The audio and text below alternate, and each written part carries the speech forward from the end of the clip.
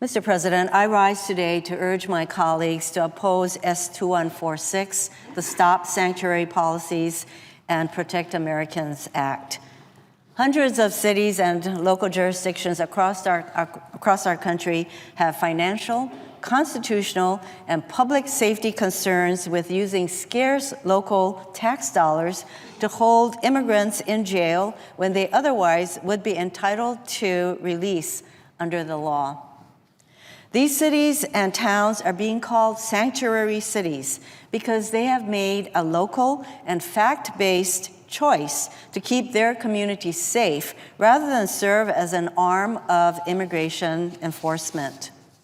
This bill would create new criminal penalties for undocumented immigrants and make life even harder for them, most of whom are honest, hardworking people, not criminals.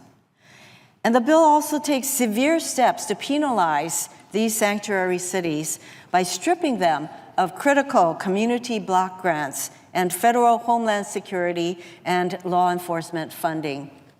While this bill purports to protect our communities, it is strongly opposed by law enforcement, victims advocates, and local and state government leaders. Why do they oppose this bill?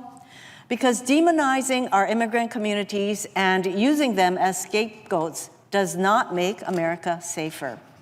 Decades of research shows the following: that immigrants as a group are not a threat to public safety, that immigrants are less likely to commit serious crimes than the rest of Americans, that the higher rates of immigration are associated with lower rates of violent crime. Law enforcement is clear. This bill would limit their ability to keep all people in their communities safe. Good community policing requires collaboration and trust.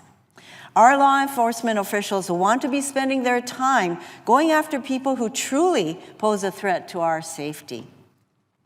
This bill would have them spending limited resources pursuing hardworking, though undocumented, members of their communities with no criminal history.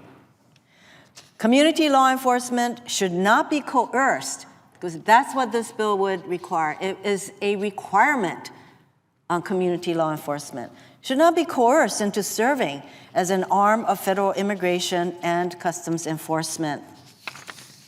That's what this bill does. Nobody's talking about voluntary collaboration and support for federal government's enforcement of laws. Throughout this Congress, my Republican colleagues often rail against the federal government telling state and local governments what to do. But now, when it comes to something as important as public safety and law enforcement, it is suddenly okay to second-guess state and local law enforcement? Instead of turning hardworking immigrants into boogeymen, we should be focusing on real solutions for violent crime in our communities. If my colleagues who support this bill are serious about addressing violence in America, then they should come to the table to talk about how we can strengthen our laws to keep guns out of the hands of criminals and the mentally ill. And I have been saying, along with many of my colleagues, for over a year now, if my Republican colleagues want to discuss immigration reform, we welcome that debate.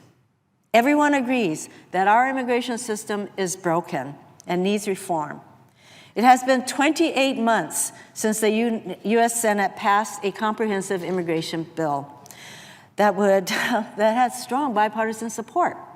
Even though it was not perfect from my perspective, we nonetheless worked together to come up with a compromise bill. But House Republicans ducked the issue and refused to take up any immigration reform bill. The Senate's comprehensive immigration bill would have reduced the federal deficit by $1 trillion in just 2 decades because of the broad economic benefits immigration reform brings.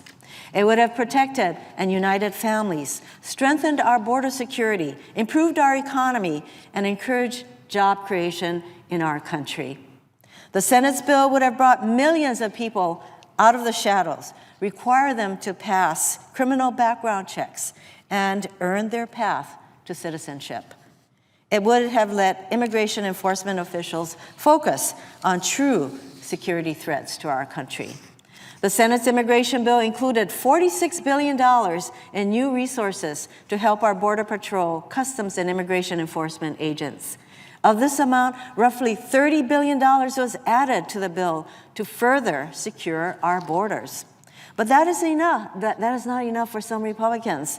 Apparently, some won't be happy until we literally round up every undocumented immigrant, some 11 million of them in our country, and deport them, which would be catastrophic to our economy, not to mention impossible to do.